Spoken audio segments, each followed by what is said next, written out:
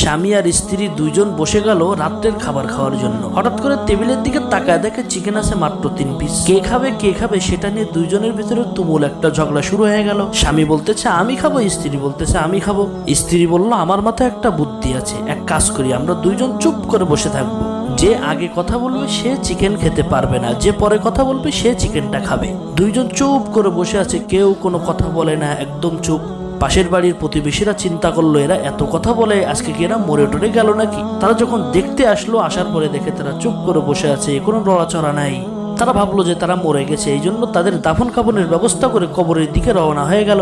অতবার কি ঘটলো সেটা দেখার আগে অবশ্যই ভিডিওতে একটা লাইক করে দিবেন।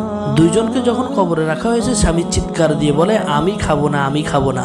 স্ত্রী বলছে হ্যাঁ হ্যাঁ আমি জিতে গেছি, আমি পেয়ে যাবো চিকেন। প্রতিবেশীরা তো সবাই তাকায় অবাক হয়ে গেছে। তারা চিন্তা করলো ঘটনা কি, এরা এরকম করতেছে কিসের জন্য।